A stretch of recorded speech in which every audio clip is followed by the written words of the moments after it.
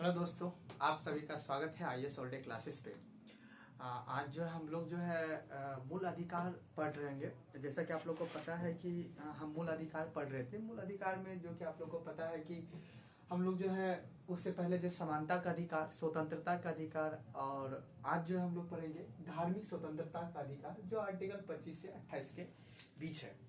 तो अगर हम धार्मिक स्वतंत्रता की बात करें तो आपको पता है कि अगर हम देखिए धार्मिक स्वतंत्रता की बात करेंगे, हमारे देश में क्या है कि प्रस्तावना के अंदर जो धर्मनिरपेक्ष की बात की गई है, यानी धर्मनिरपेक्षता की बात की गई है। तो हमारे देश में क्या है कि सभी व्यक्ति को अपने तरफ से किसी भी धर्म को प्रचार प्रसार करने की धार्मिक स्वतंत्रता वगैरह क्या है, आजादी है।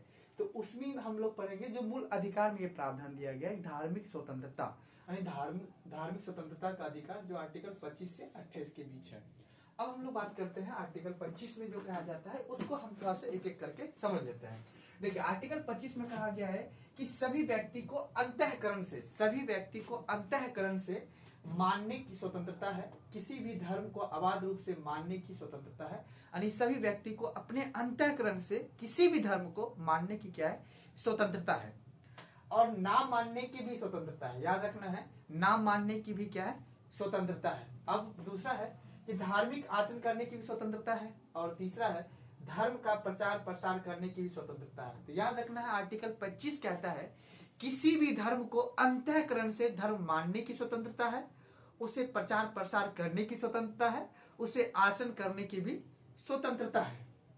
ठीक है, याद रखना है धर्म परिवर्तन के लिए दबाव नहीं डाल सकता है। तो इस चीज को भी थोड़ा सा याद रखना है।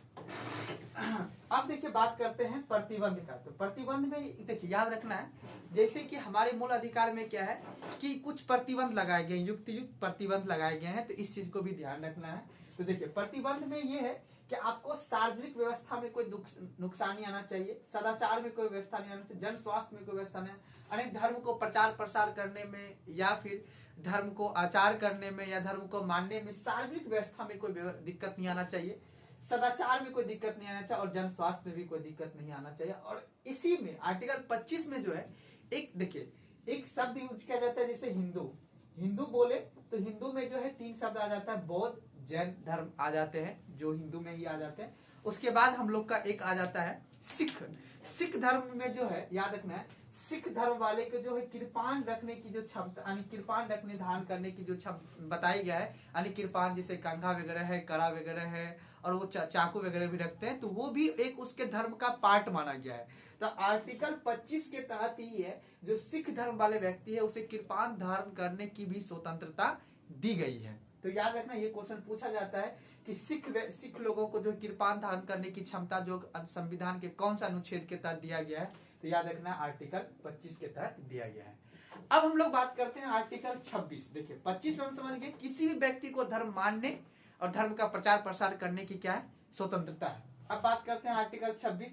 आर्टिकल 26 में आपको याद रखना है धार्मिक कार्यों के प्रबंधन करने की स्वतंत्रता, यानी कोई भी धर्म का जो प्रबंधन का, उसका मैनेजमेंट का, उसका रख रखाव वगैरह करने की जो स्वतंत्रता होती है, इसी के बारे में बात करता है आर्टिकल 26। जैसे देखिए धार्मिक प्रयोजन के लिए संस्थान की स्थापना करना, यानी कोई भी धर्म वगैरह का जो है प्रचार प्रसार करने के लिए उसकी संस्थाओं की स्थापना करना, उसका रख रख करने का अधिकार होना चाहिए।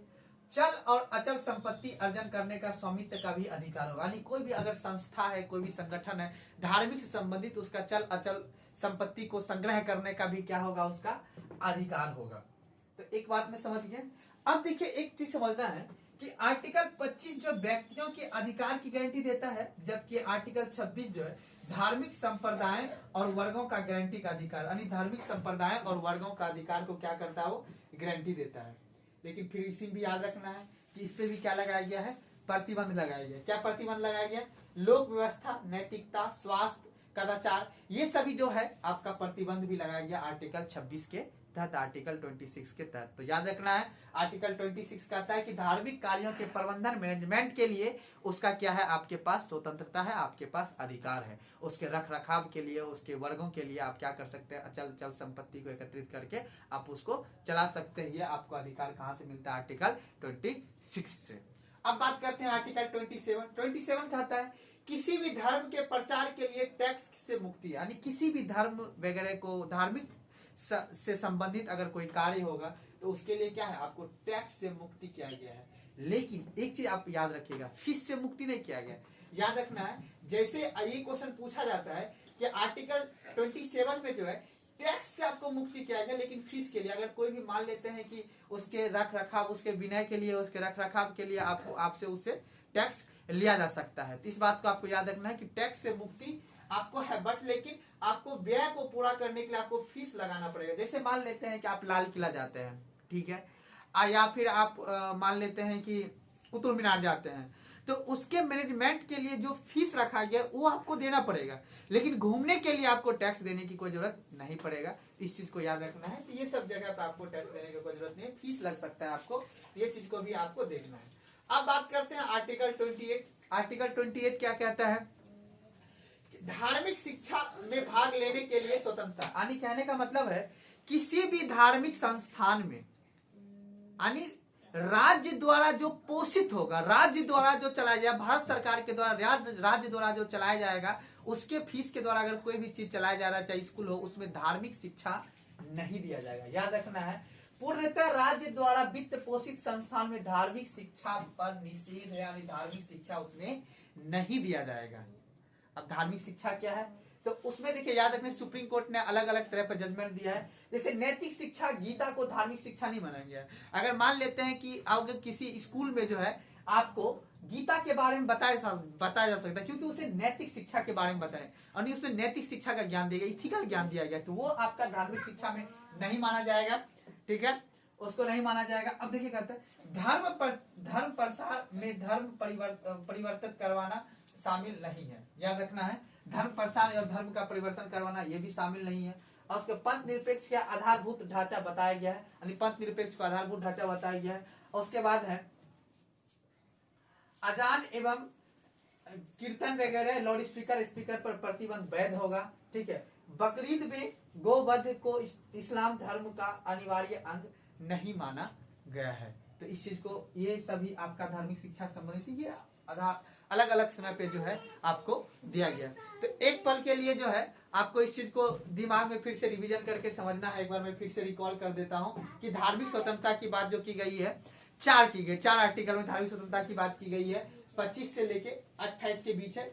आर्टिकल 25 कहता है किसी भी व्यक्ति को अपने अंतःकरण से धर्म को मानने, धर्म को आचरण यानी प्रचार करने की स्वतंत्रता है, आपको मानने की स्वतंत्रता है या ना मानने की भी आपको स्वतंत्रता है। जबरदस्ती आप पे जो है कोई भी आपको धर्म परिवर्तन का लिए प्रेशर नहीं डाल सकता है, दबाव नहीं डाल सकता है। तो एक तो ये याद रखना। अपवाद में मैंने बताया आपको प्रतिबंध भी है, युक्ति प्रतिबंध भी इस पे लगाया गया। क्या प्रतिबंध है इस पे कि आपके सार्वजनिक व्यवस्था, सदाचार, जन स्वास्थ्य, जन व्यवस्था के लिए आप कोई दिक्कत नहीं कर सकते हैं।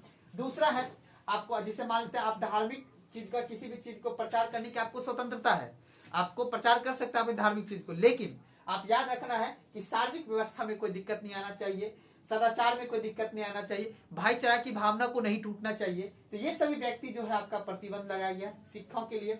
आर्टिकल 26 में मैंने बताया धार्मिक कार्यों के प्रबंधन की बात की गई है। आर्टिकल 27 में की गई किसी भी धर्म के प्रचार प्रसार से जिसमें टैक्स क्या होगा, मुक्त रहेगा, ठीक है। और आर्टिकल 28 क्या रहेगा, धार्मिक शिक्षा में भाग लेने यानी राज्य द्वारा जो पोषित रहेगा, राज्य द्वारा जो चलाया जाएगा वो सभी चीज क्या रहेगा आपका, ये सब चीज चलता रहेगा, ठीक है। धन्यवाद।